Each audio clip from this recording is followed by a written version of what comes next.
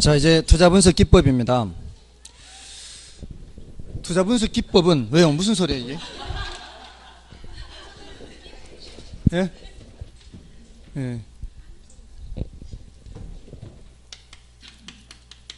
무슨 괴성이었는데? 투자분석 기법은 최근 10년간 모두 31문제가 나왔어요. 여기서 31문제. 그게 엄청 많이 나온 거예요. 근데 그 중에서 이론 문제가 15문제, 계산 문제가 16문제. 계산 문제가 더 많이 나왔어요. 근데 계산 문제가 조금 부담스러운 것들이 많았어요. 근데 쉬운 계산 문제도 있었어요. 그냥 딸랑 하나만 묻는 문제. 그런 거는 쉬워요. 그리고 어려운 문제는 이제 지문마다 계산인 거. 지문마다 계산하는 거는 일단 패스해야 되겠죠. 그래서 그런 것들이 좀 많아서 이론에서 좀 점수를 따야 돼요. 이론에서 점수를 따야 되는데 이론이 그렇게 어렵지 않아요, 사실은. 용어가 많아서일 뿐이에요. 그러니까 용어가 많아서일 뿐인데 그 용어는 반복해서 한다면 충분히 숙달을 할 수 있는 거예요. 그 용어들이라는 것이 다 그 어떤 커다란 묶음이 있어요. 묶음, 커다란 묶음. 그 커다란 묶음을 먼저 생각을 하시고 그 안에 들어가서 세부적으로 어떻게 나누어지느냐 이렇게 하면 되거든요. 자, 지금 이것도 하나의 커다란 묶음인 거죠. 투자 분석 기법이라는 것 자체가. 여기 이제 투자 분석은 누가 해요? 투자 분석은 하르비가 한다 그러면 돼요. 하르비. 할인현금 수지 분석법, 어림셈법, 비율 분석법이에요. 할인현금 수지 분석법은 이 할인이란 단어가 뭐예요? 할인이란 단어는 현재 가치로 바꾸는 거죠. 그러니까 이런 단어를 보면은 이거를 이제 나하고는 별로 관계없는 단어다 이렇게 생각하지 마시고요. 그냥 하나하나 이렇게 이 단어가 길면은 벌써 머릿속에 사람들이 잘 안 들어오거든요. 그죠? 솔직히 이 단어가 길면 잘 안 들어오잖아요. 그럴 때는 하나하나씩 이렇게 따로 떼놓고 보면은 그래도 좀 알 수가 있어요. 여러분들 그 MBS를 얘기할 때요. MBS 뒤에 금융론에서 주택저당증권 또는 저당담보증권 하거든요. 근데 이게 정식으로 이제 다 써버리면은 주택저당채권 담보부 증권 이렇거든요. 말이 너무 길죠. 주택저당채권 담보부 증권. 근데 그렇다 할지라도 주택저당채권 담보부 증권 이렇게 하면은 주택을 저당 잡은 채권, 그냥 채권이 아니죠. 그냥 채권이 아니라 뭔가를 저당 잡은 채권인데 뭐를 저당 잡은 채권? 주택을 저당 잡은 채권, 그거를 담보로 하는 증권이다. 이렇게 풀어서 쓰면 되거든요. 풀어서 읽으면. 그러니까 이런 단어가 길다고 해서 헷갈리지 마시고요. 현금 수지를 뭐예요? 현금이 들어오고 나가는 것을 이 말이에요. 현재 가치로 바꾸어서 분석한다 이 말이에요. 현재 가치로. 그래서 요거를 화폐 시간 가치를 고려한다 이렇게 얘기하는 거예요. 할인한다라는 게 화폐 시간 가치를 고려한다 이런 얘기예요. 자, 그래서 여기에 순순해요. 순현가법이 있고 수익성 지수법이 있고 내부 수익률법이 있다 이 말이에요. 얘네들 각각이 계산 문제가 있어요. 순현가를 계산하여라. 수익성 지수를 계산해서 크기 순서는 또는 내부 수익률은 이렇게 계산 문제가 있단 말이에요. 자, 그러니까 이걸 이제 이론적으로도 알아야 되고 계산으로도 알아야 되는데 일단은 이론적으로 뭐를 많이 물었는가 하면 이제 이런 문제가 총 15개라 그랬잖아요. 최근 10년간. 그 15개 중에서 무려 6개가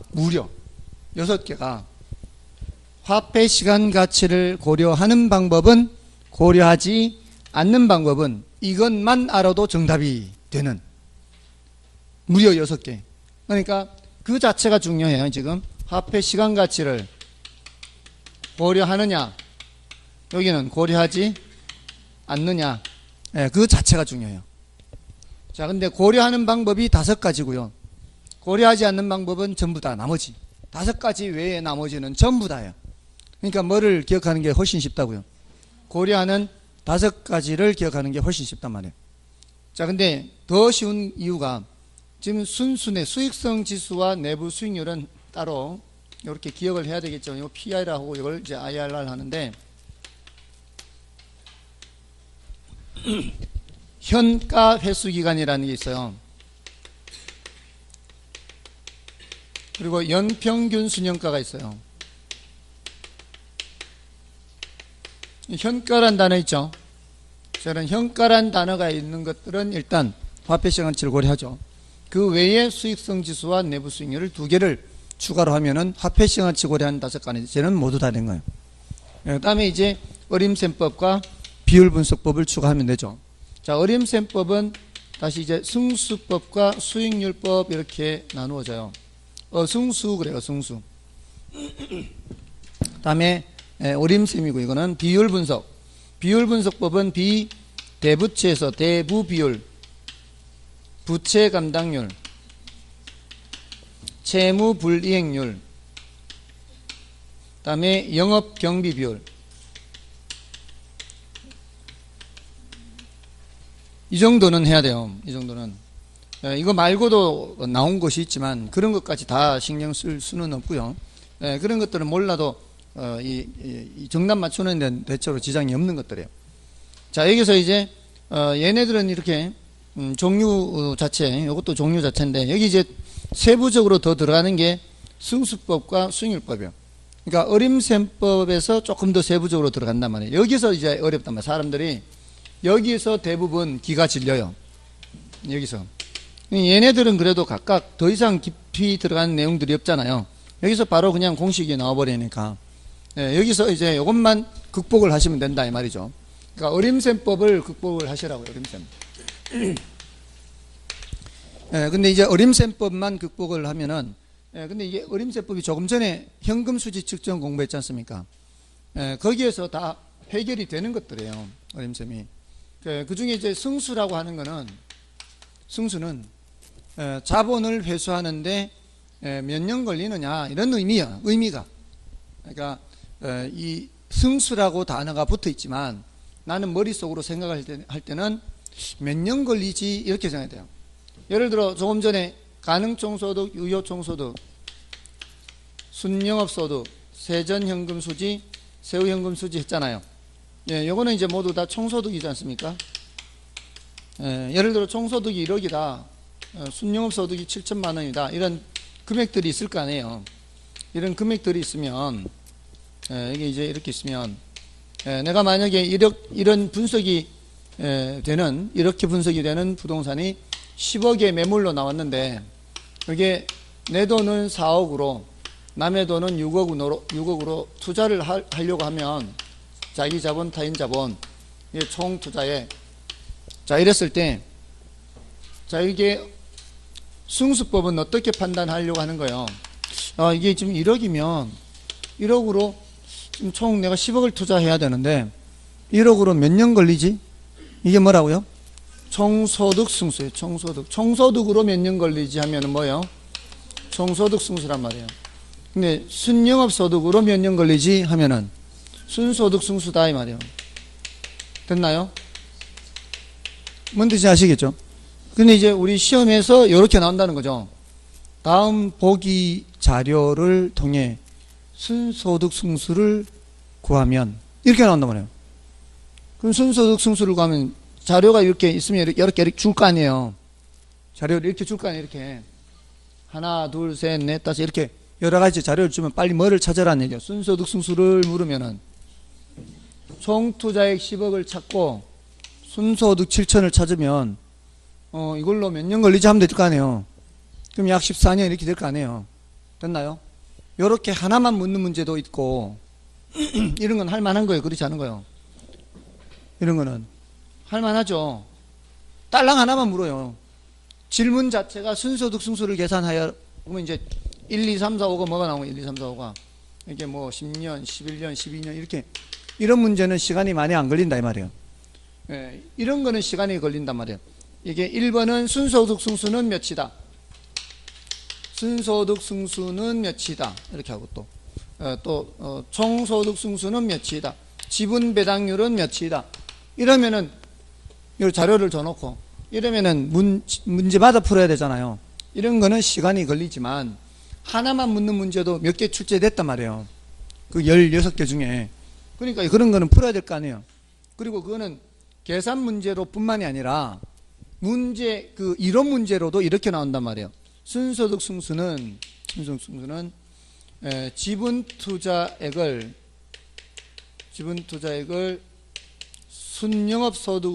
순소득으로 걸리는데 이렇게 하면 돼요, 안 돼요? 안 된다고. 이렇게 이론으로도 나온단 말이에요. 짝이 안 맞죠? 지분 투자액하고 순영업소득은 짝이 안 맞단 말이에요. 그러니까 이런 짝짓기가 일단은 돼야 된다고요. 그래서 요 두 가지는 총소득 승수나 순소득 승수는 모두 무슨 투자액을 회수하는 거예요? 총투자액 10억을 회수하는 거다 말이에요. 그 다음에 세전현금 수지로 회수할 수도 있잖아요. 세후현금 수지로 회수할 수 있죠. 얘네들은 뭐를 회수해야 되는 거예요?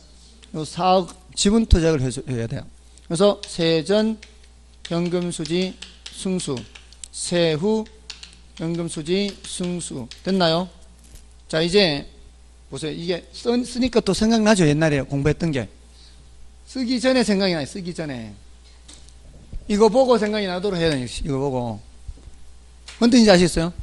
승수는 여기에 발생하는 소득으로 회수하는데 걸리는 시간이구나.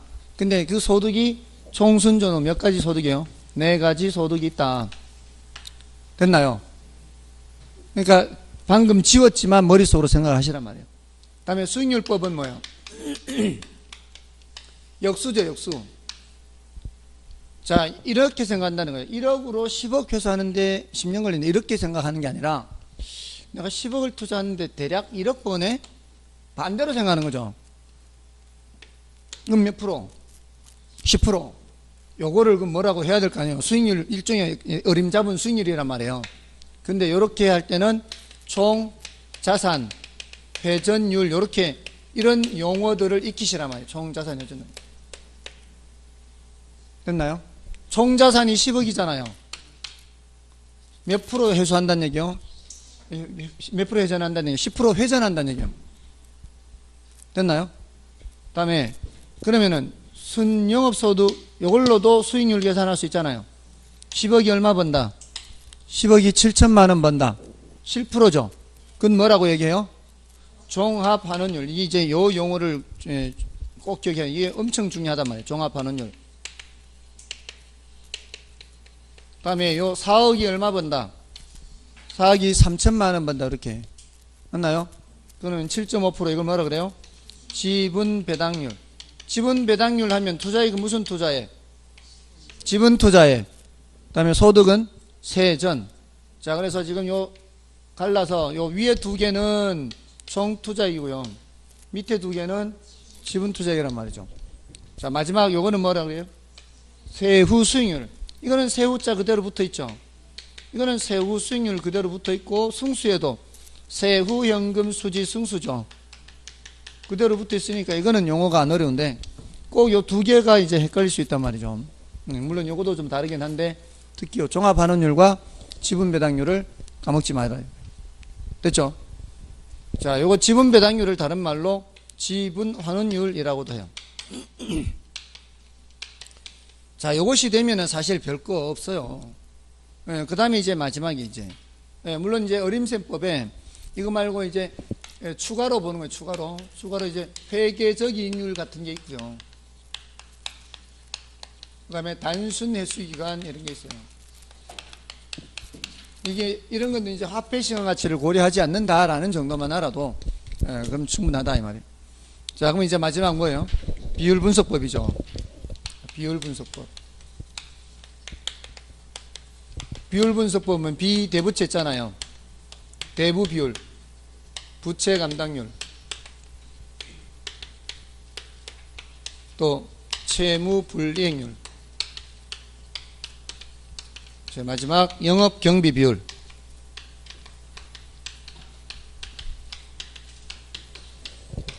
자, 이렇게. 자, 대부 비율은 남의 거 비율이죠. 남의 거 비율이니까 부동산 가치 전체분의 부채 잔금 이렇게 하는데, 이 부채 잔금이 남의 돈이란 얘기입니다. 이게 전체에서 남의 돈이 차지하는 비율이죠. 타인 자본이 차지하는 비율이에요. 자, 근데 이거는 동의어가 많다 그랬죠. 동의어가 저당 비율, 융자 비율, 담보 인정 비율, 대출 비율. 언제 써먹는 개념이에요, 이건? 대출 받을 때 집값에 몇 프로 대출 받는다, 이때 써먹는 거잖아요. 근데 요거하고 구별해야 되는 게 뭐가 있어요? 부채 비율 있죠. 구별은 이 부채 비율, 이것도 시험에 몇 번 나왔단 말이에요. 작년에는 이거 출제할 때 대부 비율을 써야 될 걸 부채 비율로 잘못 써서 모두 정답이 문제가 나왔어요. 자주 언급돼요, 이게. 자, 이 부채 비율은 내 거분의 남의 거죠. 자기 자본분의 타인 자본, 이렇게요. 회계학적으로는 자기 자본을 그냥 자본이라 그래요. 타인 자본을 부채라고도 해요. 이렇게. 이건 내 거, 이건 남의 거, 이 말이죠. 자, 대부 비율은 무슨 비율? 남의 거 비율이요. 이게 대부 비율이 60%라는 얘기는 남의 게 60%라는 얘기죠. 그럼 내 거는 40%. 그럼 부채 비율은 40분의 60 이렇게요. 제가 방금 말씀드린 이 표현을 여러분들이 혼자서도 할 수 있어야 된다고요. 스스로 대부 비율이 뭐더라? 남의 거 비율이다. 그럼 남의 게 70%다. 그러면 내 거는 30%다. 그럼 부채 비율은 30분의 70 이런 식으로 돼야 된다고요. 근데 이거는 언제 써먹는다 거라 그랬어요? 어디에 써먹는 거예요? 부채 비율은? 지렛대 효과에서 써먹는 게 부채 비율이에요. 얼마나 싼 이자를 몇 배 뻥튀기 하냐 했잖아요.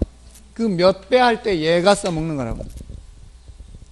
남의 돈을 싼 이자율로 빌려서 뻥튀기 할 때 2배 뻥튀기 한다 그러면 그 2배가 남의 돈이 내 돈의 2배다 이 말이에요. 그때 써먹는 게 부채 비율 개념이에요.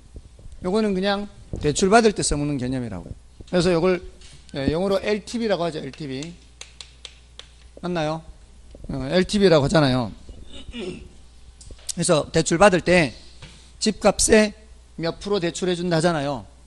자, 그래서 우리 자산 가치 기준으로 대출을 해주면 이렇게 하면 LTV 이렇게 하면 LTV. 근데 옛날엔 다 이렇게 자산 가치 기준으로만 대출을 해줬단 말이에요. 근데 MB 정부 이후로 현금 흐름 기준으로 대출을 해줘요. 현금 흐름 기준. 현금 흐름 기준은 요거는 이제 DTI를 보는 거예요. DTI. 주택의 경우에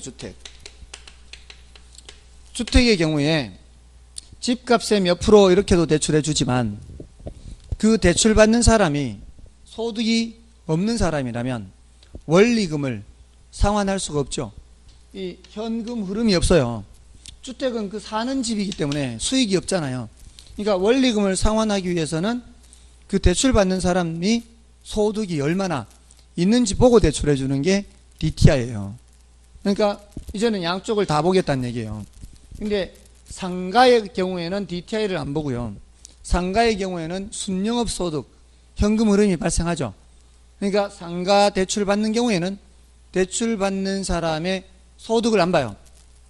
대출 받는 사람의 소득 안 보고 그 상가에서 임대료 수입이 얼마나 나오는지 보고 대출을 해줘요. 그래서 DTI가 나오는 건 여기 주택인데 요거 시험에 많이 나왔단 말이에요. 자산 가치 기준은 예를 들어 부동산 가격이 5억이다. 근데 LTV는 규제가 지금 요 규제 대부 비율. 요때 써먹는 거란 말이에요. 이 대출 받을 때. 요게 60%다. 0.6. 이러면은 대출 받을 수 있는 금액은 얼마란 얘기예요? 곱하기 하면 되죠. 곱하기. 3억. 요때 써먹는 게 뭐라고요? 대부 비율. 부채 비율은 지렛대 효과에서 남의 돈 이자율 6%로 빌려서 총 자본 수익률 8%를 내면 이 말이에요. 총 자본 수익률 8%를 내면 얼마나 싼 이자예요? 2%포인트 싼 이자죠. 이때 남의 돈이 내 돈의 2배라면 이 말이에요. 남의 돈이 타인 자본이죠. 내 돈의 2배. 이게 뭐예요? 부채 비율이 몇이란 얘기예요? 부채 비율이 2란 얘기잖아요. 그러면은 자기 자본 수익률은 2배 뻥튀기 돼서 올라간 값이라고요. 어디에서? 여기에서부터. 그러니까 자기 자본 수익률은 8%에서부터 출발해야 돼. 플러스. 남의 돈을 사용을 하지 않으면은 몇 프로 벌 거를 8% 벌 거를 말이에요. 남의 돈은 전부 다 내 돈으로만 했으면 전부 다 내 돈으로만 했으면 8%벌 거를 남의 돈 싼 이자를 빌려서 투자를 하면은 요 차이가 얼마요? 2% 포인트잖아요. 2% 포인트만큼을 몇 배? 2배 뻥튀기 해서 내가 버는 수익률, 자기 자본 수익률은 총 몇 프로? 12%가 될 것이다. 이렇게 되는 거예요. 요때 써먹는 게 뭐라고요? 부채 비율. 써먹는 위치가 다르죠. 써먹는 위치가 다르잖아요. 그러니까 이거는 아예 다른 개념, 완전히 다른 개념이에요. 대부 비율과 부채 비율은. 물론 관계는 있어요. 대부 비율이 커지면 부채 비율도 커지죠. 그런 관계는 있어요. 자, 나온 김에 현금 흐름 기준은 뭐냐? 자, 이 사람의 연소득이 5천만 원인 사람이에요. 연소득이 5천만 원인 사람인데, 이 사람한테 이제 정부 규제가 DTI가 40%가 적용이 돼요. 자, 그러면은 이 사람이 1년간 원리금으로 지불할 수 있는 한도는 2천만 원으로 정해져요. 이 사람이 1년간 원리금으로 지불하는 돈이 2천만 원으로 정해진다고요. 자, 근데 이 원리금은 원리금 균등액을 전제로 해요. 원리금 균등액. 원리금 균등액이라는 얘기는 무슨 계수가 나와야 돼요? 저당상수가 나와야 돼요. 그러니까 이 사람이 얼마를 대출받을지는 아직은 모르겠으나 여기에다가 뭐를 곱했을 때, 저당상수를 곱했을 때 2천만 원을 넘어서면 안 된다 이 말이에요. 2천만 원이 한도가 돼야 돼요. 자, 근데 이 사람의 이 사람한테 적용되는 이자율하고 그 기간을 봐서 저당상수를 봤더니 0.1이더라. 그러면은 얼마를 대출받을지 알 수는 없으나 곱하기 0.1 했을 때 2천만 원을 넘으면 안 된다 이런 뜻이거든요. 그럼 요금액 계산할 수가 있죠. 이러면 이 저당상수가 이 밑으로 가서 나누기를 해야 되죠. 맞나요? 자, 그러면은 이렇게 되는 거죠.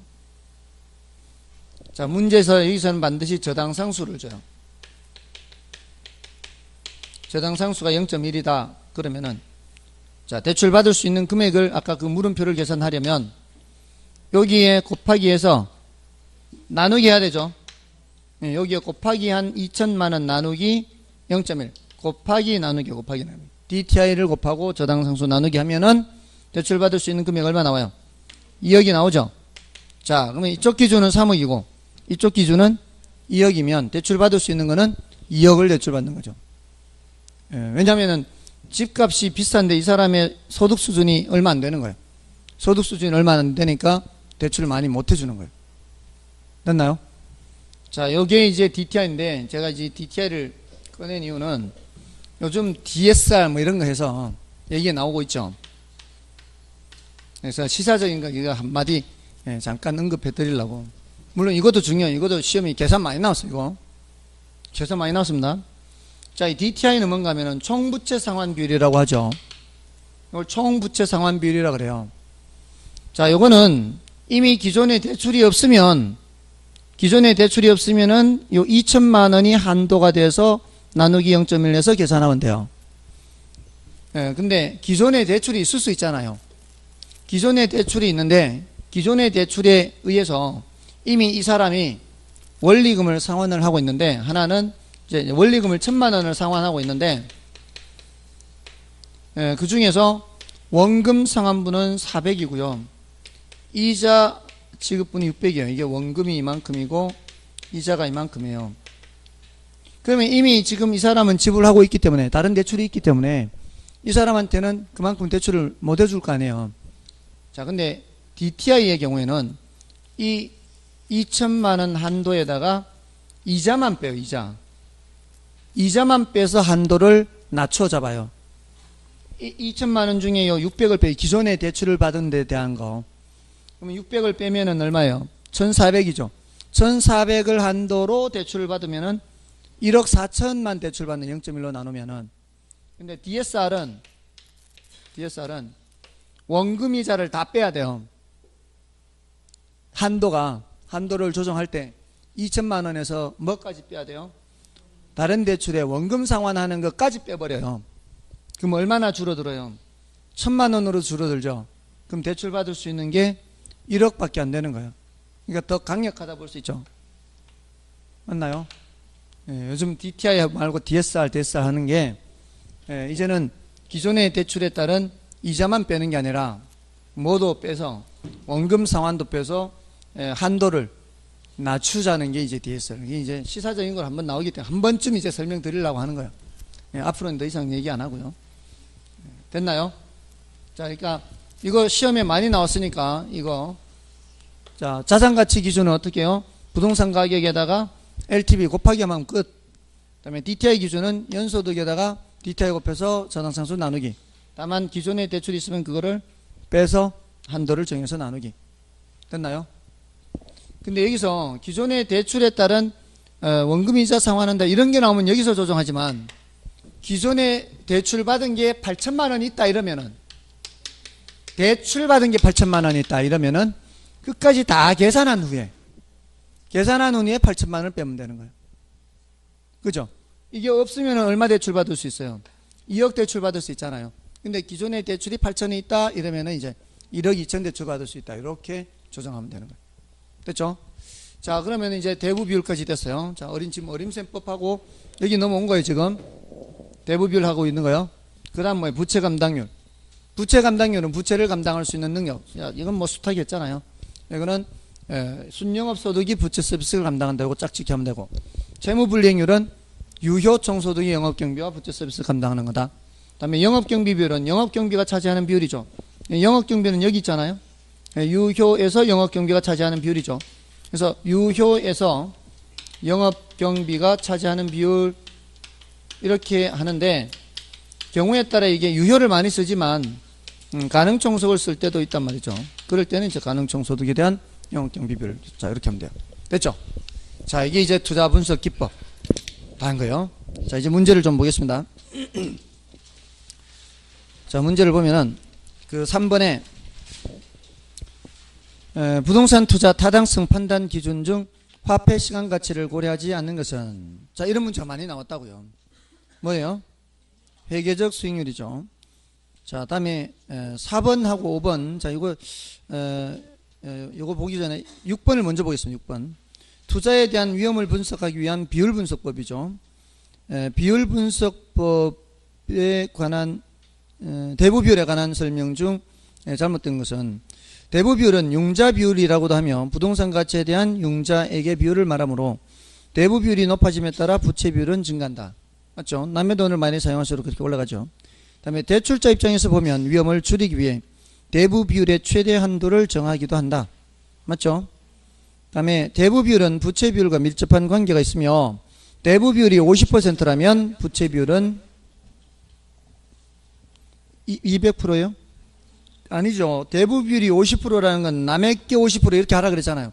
남의 게 50%면 내 것도 50%잖아요. 그러면 부채 비율은 내 거분의 남의 거니까 50분의 50. 그래서 100%예요. 3번 틀렸죠. 다음에 대부 비율이 높을수록 채무 불이행 시 원금 회수가 어렵다. 맞죠? 그만큼 많이 대출해 준 상태이기 때문에 대부 기간 동안 부동산 가치가 처음과 달리 자연적 소모나 관리 소홀로 인해 하락한다면 대부 비율이 100%를 초과할 수도 있다. 맞죠? 자, 이제 7번입니다. 다음 어떤 부동산의 현금 흐름입니다. 채무 불이행률은, 자, 문제에서 이렇게 딸랑 물으면은 하는 거에 패스하는 거예요. 해야 되는 거죠, 이거. 채무 불이행률은 뭐하고 뭐 짝짓기 하고요. 유효 총소득하고 영업경비와 부채 서비스 짝짓기 하는데, 이 문제는 그냥 다 그냥 줬죠, 그냥 그대로. 제가 이거는 그냥 서비스라 드린 건데, 이거는 서비스 할 것도 없죠, 사실은. 지금 서비스 비하면 뭐예요? 실전에서 받아야지. 근데 제가 뭘 알려드린 건가 하면은, 실전에서는 요거 말고 다른 자료도 함께 섞어줄 거다, 이 말이에요. 요렇게까지 쉽게 안 하고, 다른 자료를 섞어주더라도 그 다른 자료들 사이에서 뭐를 요렇게 찾아내라고요. 유효 총소득과 영업경비 부채 서비스를 찾아내서 4천만 원 분의 그 두 개 합한 거 2천만 원 요렇게 계산을 하면 된다 이 말이에요. 됐나요? 이렇게 하나만 묻는 문제는 충분히 이제 풀 수 있다 이 말이에요. 됐죠? 자, 됐고요. 자, 그러면 이제 7번부터는 8번부터는 금융론인데, 자, 이제 남은 게 있어요. 남은 걸 좀 마저 하고요. 자, 이게 대략적인 요걸 말씀을 드렸고, 여기서는 요것들은 이제 다 말씀을 드렸어요. 그죠? 승수는 투자된 자본을 회수하는 데 걸리는 시간이다. 어떤 소득으로 회수하는 데 걸리는 시간이냐에 따라 각종 승수가 있고요. 그 역수가 수익률, 그 중에서도 중간에 두 개, 종합환원율과 지분배당률 특히 더 기억하시고요. 자, 이제 얘네들을 좀 더 해야 돼요. 얘는 이제 종류만 알면 됐고, 화폐 시간 가치를 고려하는 방법 중에 얘네들을 좀 이론적으로 더 해야 됩니다. 그래서 이제 조금 설명드리고요. 자, 순영가는 계산 문제도 나온다 그랬죠. 또 수익성 지수도 그렇고 다 계산 문제 나옵니다. 자, 그 계산을 하려면, 순영가를 계산하려면 어떻게 해야 돼요? 유입 현가합 빼기 유출 현가합 이렇게 한단 말이에요. 자, 어떻게 묻느냐? 우리 시험이 이렇게 묻는단 말이에요. 자료를 주고 다음 자료에서 순현가 크기 순서는 이렇게 줘. 순현가 크기 순서는 자료를 이렇게 주고 이렇게 자료를 줘요. 예를 들어 지금 현재 나가는 돈이다. 현재 나가는 돈이 얘는 이제 300 투자되고 얘는 100이 투자되고 150 투자되고 100이 투자되고 이렇게 현재 나가는 돈. 그러면서 내년에 들어오는 돈을 알려주겠죠. 이제 들어오는 돈을 알려줘야 될 거 아니에요. 나가는 돈은 이거고 들어오는 돈을 알려주는데 이걸 내년에 들어오는 걸로 알려준단 말이에요. 그럼 뭘로 바꿔야 돼요? 현재 들어오는 걸로 바꿔야 되잖아요. 그러니까 이럴 때는 문제에서 할인율을 줘야 되겠죠. 할인율을 줘요. 여기서 예를 들어 이게 642다. 여기 321이다. 428이다. 267.5다. 할인율을 7%를 준다. 7%. 순영가법에서는 주는 할인율이 뭘까요? 이게 바로 요구수익률, 요구수익률. 순영가법에서 주는 할인율이 뭐라고요? 요구수익률. 순영가법에서는 요구수익률을 할인한단 말이에요. 자, 할인을 해요. 그러면 어떻게 해야 돼요? 1.07로 나누기 해야 되죠. 1.07로 나누기 해야 돼요. 1.07로. 자, 나누기 하면 얼마예요? 642 나누기 1.07. 계산 안 되죠? 67이 42 되죠, 이거. 67이 42. 600. 1 플러스 0.07. 이게 지금 간격이 발생했어요, 지금 방금. 할인한다는 거는 1 플러스 할인율로 나누기 하는 거 아니에요. 이걸 나누기 하는 거, 나누기. 자, 그래서 600 됐죠? 이거는 몇이 될까요? 3, 7, 2, 21, 300 나오죠? 4, 7, 2, 28, 400 나오죠? 맞아, 아니에요. 이거는 계산이 안 되죠? 250이에요. 자, 현재 들어오는 돈으로 바꿨죠? 자, 그러면 이제 순영가는 뭐란 말이에요? 요거하고 빼기 하는 거예요, 빼기. 그럼 순영가가 얼마예요? 순영가가 여기는 300, 여기는 이렇게 되죠? 자, 그럼 제일 큰 게 누구? C, B, D 이렇게 되죠? 맞나요? 자, 이렇게 해서 문제에서 만약에 이렇게 보기를 줘놓고는 순영가 크기 순서가 올바르게 된 것은 이렇게 묻는 문제는 할만한 거요? 패스하는 거요? 이런 건 할만한 거죠. 뭐 이렇게 A, C, B, D 이렇게 이제 문제에서 이렇게 주면은 순서만 찾으면 되니까. 맞잖아요. 또는 이렇게도 출제했고요. 수익성 지수. 수익성 지수 크기 순서는 이렇게도 출제했어요. 크기 순서만 묻는 문제는 시간이 많이 안 걸려요. 수익성 지수는 저희가 PI 수익성 지수. 이거는 똑같은 구조인데 여기서 이거는 빼기 했죠. 근데 이게는 나누기 한단 말이에요. 나누기 한다는 얘기는 나가는 돈의 몇 배인지를 보는 거예요. 나가는 돈의 몇 배. 나누기 600 나누기 300이니까. 그러니까 이렇게 생각하는 게 좀 더 나을 수 있어요. PI라고 하는 것은 나가는 돈의 몇 배로 들어오느냐 이거예요. 그는 그 크기가 클수록 더 좋은 거죠. 그러니까 얘는 2배로 돼서 돌아오잖아요. 2배로. 얘는 3배가 돼서 돌아오는 거고, 얘는 계산이 안 돼요. 얘는 2.5배가 돼서 돌아오죠. 자, 이거는 50의 3배가 150이죠. 50의 8배죠. 맞잖아요. 그럼 3분의 8이 될까? 3분의 8. 3분의 8이니까 2보다는 크고 3보다는 적을 거 아니에요. 예, 분모가 3인 숫자는 특징이, 분모가 3인 경우는 이렇게 가잖아, 이렇게. 예? 이렇게 가면은 여기가 0.33의 약, 여기가 0.67이죠. 여기가 1이죠. 여기는 1.33이 되고 1.67이 되고 2 이렇게 되겠죠. 맞나요? 계속 이렇게 패턴이 돌아갈 거 아니에요. 그러니까 3분의 8은 2보다는 크고 3보다는 적은데 3분의 9에 가깝잖아요. 3분의 6에 가까운 게 아니고. 그러니까 2.67이 돼. 2.67. 3분의 8은. 아니면 말고요. 자, 그러면 제일 큰 게 누구예요? 요놈 C. 이렇게 1, 2위가 이렇게 되죠. 1, 2위가 이렇게 되잖아요. 여기는 1, 2위가 이렇게 되죠. 맞나요? PI 크기 순서는 B, C, D, A 이렇게 되죠. 자, 보세요.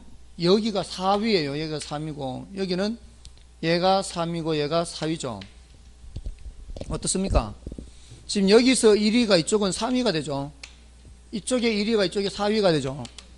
그것은 순형가법에 의한 의사결정과 PI에 의한 의사결정의 경우에 따라 달라질 수 있다는 얘기죠. 가용자금에 한계가 있을 때는 내가 만약에 돈이 충분하다면 이거 다 하면 돼요. 왜냐하면 다 순형가가 0보다 크니까 요구 수익률 7%를 만족하고도 남는 게 있다는 얘기예요. 근데 가용자금에 한계가 있을 때는 이 중에 못하는 게 있을 수 있잖아요. 그럴 때는 자칫 PI 지수법으로 가버리면 얘가 순위가 제일 밀려버리죠. 그러면 순형가가 제일 큰 놈인데 밀려버릴 수 있죠. 예, 근데 우리는 돈을 많이 버는 게 중요하죠. 효율이 높은 것보다는. 아무리 효율이 높다 해도 보세요. 얘는 효율이 높죠. 100이 나가서 3배로 돼서 돌아온다 할지라도 버는 금액으로는 얼마밖에 안 돼요? 200만 원밖에 안 된단 말이죠. 우리는 버는 금액이 중요해요. 부를 증가시키기 위해서는 돈이 많이 들어오는 게 중요한 거죠. 됐나요? 그래서 무슨 법을 따라가야? 순형가법을 따라가야 투자자의 부가 극대화된다 이 말이에요. 그러니까 지금 어떤 방법에 의해서 얘네들 어떤 방법에 의해서 의사결정하느냐에 따라 달라질 수 있다, 이런 이제 질문이 나오는 거예요. 그리고 순형가법에 의해서 판단할 때 투자자의 부가 가장 극대화된다, 이런 얘기도 나오는 거고. 다음에 자, 그러면은 1번 2번 이렇게 투자하면은 순형가가 몇이에요? 550이죠. 어떻게 했어요? 그냥 더 했죠. 근데 수익성 지수법에서는 이거 요거 A와 C를 투자하면은 수익성 지수가 2와 2.67의 반이 되거나 이렇지 않단 말이에요. 세로 또 계산해요. 세로. 그럼 같이 가산성이 성립해야 하네요. 아니요, 불편해요. 계산하기도 불편해. 요것도 마찬가지, 내부 수익률도 마찬가지, 따로 계산해야 돼요. 그러니까 얘는 뭐가 성립하고 같이 가산성이 성립하고. 자, 이런 여러 가지 측면에서 장점이 많은 방법이 순형가법이다, 이렇게 나오는 거예요. 됐나요? 자, 그러면 자, 요 문제 가지고 있는데 수익성 지수는 어떻게 구했어요? 조금 전에 유입 현가합 나누기 유출 현가합이요. 자, 여기서도 할인율은 뭐예요? 여기서도 할인율은 똑같잖아요. 지금 똑같이 1.07로 나눴잖아요.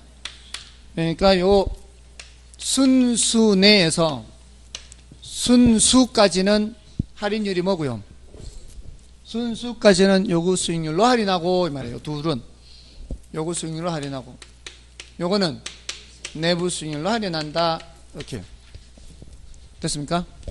자, 일단 이론적으로는 여기까지고요. 다음에 이제 마지막 내부 수익률법은 내부 수익률이라는 녀석이 뭔지 뜻을 물으면 뭐라고 대답하고요. 개념을 물으면 내부 수익률이 뭐냐 물으면은 순현가가 0이 되게 하는 할인율. 자, 이게 뭔 소리냐면 지금 이걸 아까 7%로 할인하니까 이렇게 600이 됐잖아요. 더 많이 할인하면은 숫자가 더 작아지겠죠. 더 많이 할인하면 숫자가 더 작아지겠죠. 그래서 대폭 할인하다 보면은 뭐하고 똑같게 되도록 하는 수가 나올 거예요. 300, 지금 나가는 돈 300하고 똑같게 되도록 하는 할인율이 있을 거 아니에요. 점점 할인을 많이 하다 보면은. 그래서 유출현가와 요게 요렇게 나누기 했을 때 유입현가가 딱 뭐가 되도록 300 똑같게 되도록 하는 할인율, 그게 뭐라고요? 내부 수익률이라고요. 그러니까 계속 할인해 봐야 되죠. 그러면은 순현가가 뭐가 돼요? 그러면 0이 된다고요. 자, 그래서 순현가가 0이 되게 하는 할인율, 수익성 지수가 1이 되게 하는 할인율, 유입현가가 유출현가와 같게 되도록 하는 할인율, 요것이 되게 하는 할인율. 그죠? 되게 하는 할인율. 이게 뭐다? 내부 수익률이다. 자, 이렇게 물으면 이렇게 대답하고요. 자, 근데 얘도 계산으로 묻는단 말이에요. 내부 수익률도 계산으로 물으면 뭐라고 대답해야 될까요? 문제에서 내부 수익률을 계산하여라 그러면은 나는 뭐로 대답해요? 나는 기대 수익률로 대답하는 거예요. 내부 수익률과 기대 수익률은 똑같으니까. 예를 들어 지금 5천이 나가는데 현재 나가는 돈이에요. 현재 나가는 돈. 내년에 들어오는 돈이 6천으로 들어와요. 자, 이럴 때 이걸 내부 수익률을 계산할 때 이런 식으로 계산하면은 어렵단 말이에요. 지금 나가는 돈 얼마? 지금 나가는 돈이 5천만 원이에요. 근데 내년에 들어오는 돈을 현재 가치로 바꾸려면은 1 플러스 또 할인율로 해야죠. 이렇게 해서 얘하고 같게 되는 요거 계산하여라 그러면 어렵단 말이에요. 이거 방정식 풀어야 되니까 이런 식으로 개념에 따라 풀면 어렵단 말이에요. 근데 내부 수익률과 기대 수익률이 똑같은 녀석이잖아요. 똑같은 녀석이니까 5천 원금에 수익이 얼마 생겼어요?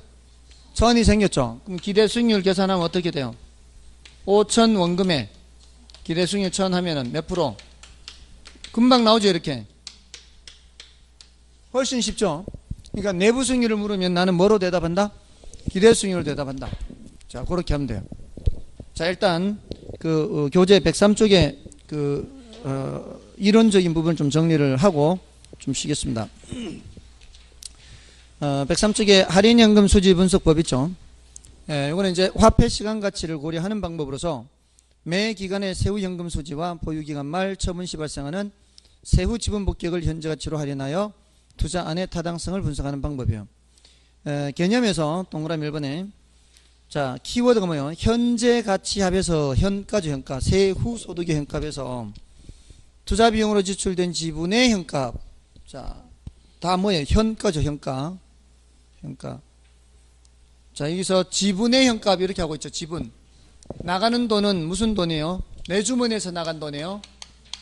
지분 투자액이란 말이에요. 지분 투자액. 됐나요? 지분 투자액. 여기는 세후에 세후 모두 다 세후입니다. 자, 전부 다 세후에 세후. 다음에 이제 순현가법에서 사용하는 할인율은 투자자 요구 수익률 맨 밑에 있고요. 됐죠? 다음에 넘어가셔서 디귿은 이제 여러분이 보셨고요.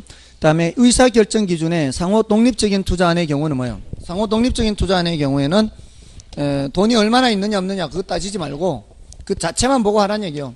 순현가 0보다 크죠? 채택 기각. 순현가가 0보다 크죠? 채택 기각. 이렇게만 각각만 놓고 보라는 얘기예요. 다른 거 생각하지 말고. 근데 그 니은의 상호 배타적인 투자안의 경우는 뭐예요? 나한테 돈이 한정돼 있을 때, 예를 들어 돈이 450밖에 없다. 돈이 450밖에 없으면은 이렇게 두 개 투자할 수 있죠. 400 필요하니까. 요렇게 두 개 투자할 수 있죠. 또 요렇게도 할 수 있죠. 요렇게도 할 수 있죠. 세 개 전부 다. 그죠? 자, 그랬을 때 순영가가 가장 크게 되도록 짝을 짓는 거죠. 그러니까 어느 하나를 선택했을 때 다른 하나를 선택 못하게 되는 경우가 상호 배타적이에요. 자, 그럴 때는 저렇게 짝짓기 해서 뭐가 제일 크도록 하는 거, 순영가가 제일 크도록 하는 방법으로 짝짓기를 하는 게 제일 좋다 이 말이에요. 다음에 이제 순영가의 장단점이 있죠. 밑에 3번에 대체로 장점이 많죠. 장점이 많잖아요. 니은, 특히 이제 니은이 가장 많이 나오는 거고, 다음에 그 리을도 장점이에요. 리을, 니은, 리을, 미음, 니은, 리을, 미음이 좀 체크를 할 거고요. 디귿은 뭔가면은, 디귿은 내부 수익률법의 단점에 해당하는 것은 이제 순영가법의 장점이 되는 거거든요. 그러니까 요 디귿은 내부 수익률법에서는 단점으로 가요. 자, 그렇게 해서 봐주시고요. 다음에 밑에 정리는 됐고요. 괄호 2번에 수익성 지수법은 다른 건 다 똑같고 뭐만 차이 난다 그랬어요. 나누기 하는 것만 차이 있다 그랬죠. 그럼 됐고요. 편익 비용 비율이라고도 합니다. 그 괄호 2번에 수익성 지수법 맨 끝에 보면 뭐라고 돼 있어요. 편익 비용 비율 이런 말 있죠. 여기는 뭐 이건 이제 매스컴에 여러분들 언제 좀 들어보시는가 하면은 왜 이제 고속도로 같은 거 건설하고 뭐 KTX 역사를 뭐 만든다 할 때 그때 이런 편익 비용 비율 이런 얘기가 나와요. 보통 이거는 공공사업의 경우에는 편익 비용 비율 이렇게 많이 얘기해요. 근데 개인 민간 사업에서는 그냥 PI 수익성 지수 이렇게 하면 되는 겁니다. 다음에 이제 105쪽에 가시면은 내부 수익률법에서 개념은 방금 이거 했어요. 개념 요거 이제 꼭 알아두셔야 되고요. 다음에 의사결정 기준 해서 이것도 마찬가지. 상호 독립적인 경우에는 내부 수익률이 요구 수익률보다 그거나 같으면 채택하는 거고 적으면 기각하는 거예요. 근데 상호 배타적 투자의 경우에는 내부 수익률이 가장 큰 투자안을 선택하면 되는 거죠. 자, 근데 내부 수익률법에 의한 의사결정과 순영가법에 의한 의사결정이 서로 달라질 수 있다 이 말이에요.